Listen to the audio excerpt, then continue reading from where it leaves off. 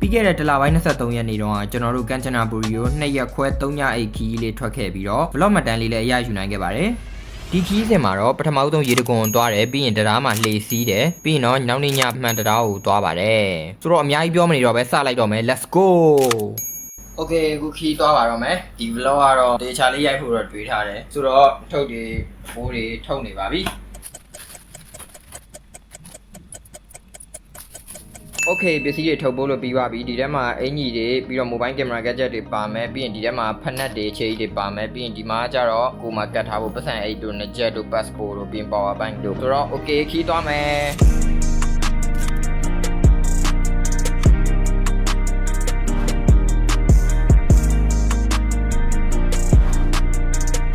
တမ်းမှာညစာစားပြီးတော့2နာရီလောက်ကထပ်စီးပြီးည7လောက်ရောက်မှဟိုတယ်ကိုရောက်ပြီး check in ယူပြီးတော့အညကိုတော့နားယူလိုက်ပါတယ်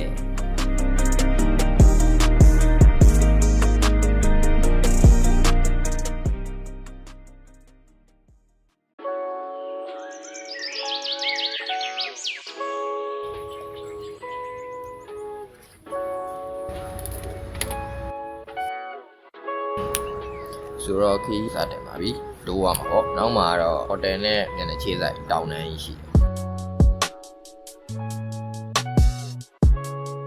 အဲ့နောက်မှာတော့ရေချိုးပြင်ဆင်ပြီးတော့မနက်စာကိုလမ်းမှာပဲစားပြီးတော့ရေတကွန်ရှိရာဒီကိုဆက်ပြီးတော့ချီတက်ခဲ့ကြပါတယ်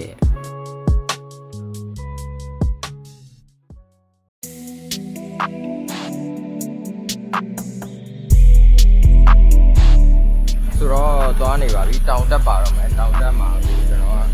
တက်ပုံနဲ့ကိုဒီဂျက်ကတ်ကြီးဝယ်လာတယ်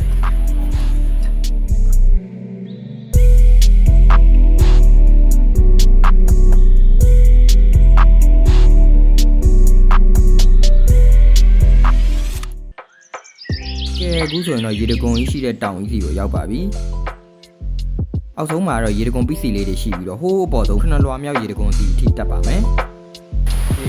ရေးပြအိုင်ကန်းချောင်းနဲ့ရေးပြအိုင်တောင်ဝဲပါရတယ်ဗျဒီရေတကွန်လေးတွေပါတယ် bonus ဒါတော့ကျွန်တော်အမအကြီးကကျွန်တော်အမလက်စိတ်တို့နေတဲ့ပုံအမိအရာမှတ်တမ်းယူဖို့အတွက်တိုက်တွန်းနေတာဖြစ်ပါတယ်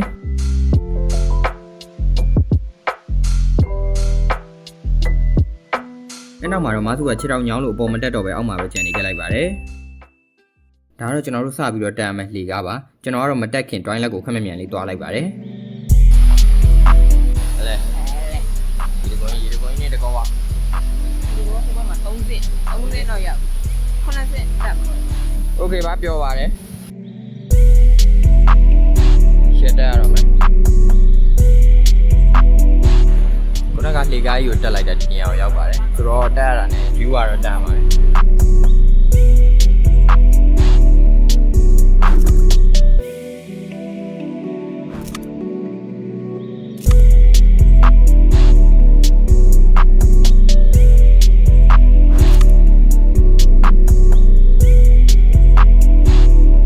โอเคတောင်ကျေကနေပြီးတော့နိုင်ကွက်လောက်တက်လာခဲ့ပြီးတဲ့နောက်မှာတော့9လွာမြောက်ကိုရောက်ခဲ့ပါပြီ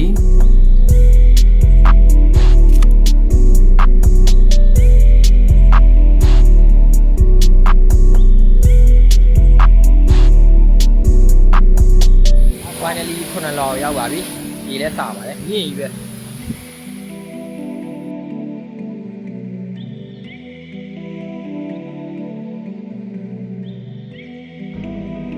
ကားစီပြန်နေပါပြီနောက်ပြန်နောက်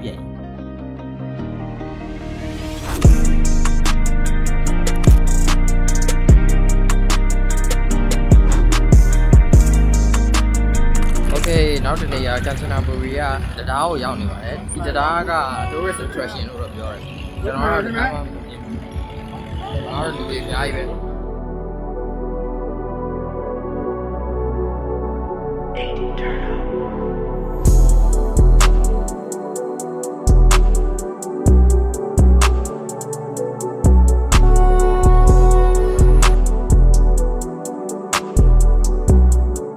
တရားကိုကြည့်ပြီးတဲ့နောက်မှာတော့ကျွန်တော်တို့ river view လေးကိုခံစားပြီးတော့လှေစီးပါတော့မယ်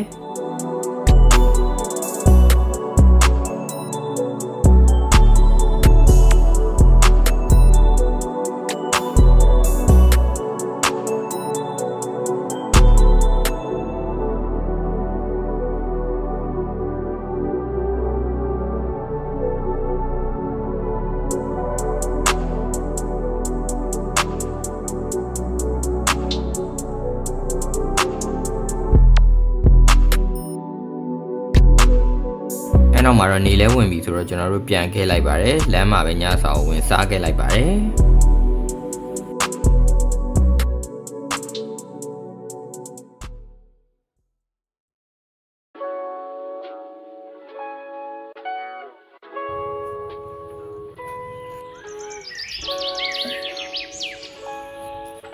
โอเคဆိုတော့ day 2ရောက်ပါပြီလေဝင်ကတော့အောင်မြင်မြင်နဲ့ပဲပြီးဆုံးသွားပါပြီဒီနေ့လည်းပဲဒီသွားမလဲဆိုတာကိုဆက်ပြီးတော့ရိုက်ပြမယ်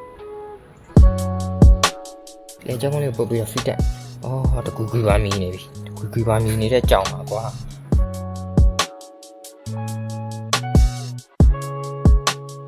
အလဲဒီပင်စားအောင်နဲ့โอเคဆိုတော့ဒီနေ့မနက်ပိုင်းနဲ့နေကင်းမအောင်တော့ဘယ်မှမသွားဖြစ်လိုက်ဘူးဆိုတော့နေကင်းသာစားပြီးပြီနောက်မှာတော့တောင်ကြီးဒါပန်းညာခေါ်တဲ့ဆိုတော့မဆိုဘူးလက်ရှိရတာဆန်ဆောင်ကြီးဖြစ်တယ်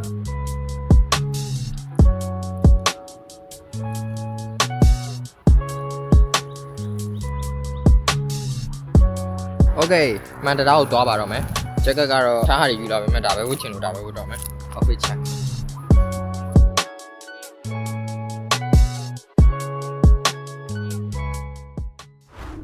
ကန်ကောင်းထောက်မှစွာနဲ့ပဲကျွန်တော်တို့ရောက်တဲ့အချိန်မှာမှန်တရာကပိတ်သွားခဲ့ပါတယ် Damn bro အဲ့တော့ကျွန်တော်လည်းထိုင်ချလိုက်ပြီးတော့ရှေ့မှာဒန်းစီးနေကြတာမြင်လာတယ်ကျွန်တော်လည်းအဒန်းကိုပဲသွားစီးပါတော့မယ်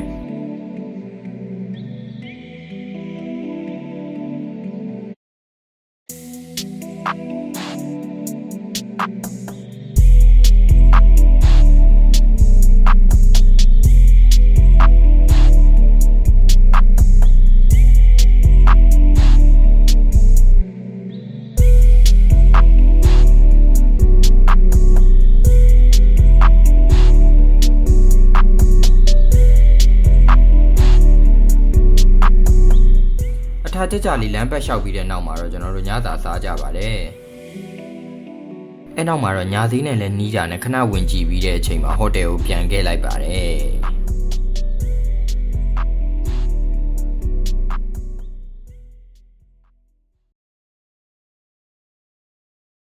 ကြောင်ဖြူကြောင်အိုးကြောင်အိုး2ရက်ခွဲနဲ့3ညအတွင်းမှာအမှတ်တရတွေအများကြီးရှိခဲ့တဲ့ခရီးစဉ်လေးကတော့ပြန်ရမယ့်ရက်ကိုရောက်ရှိလို့လာပါပြီ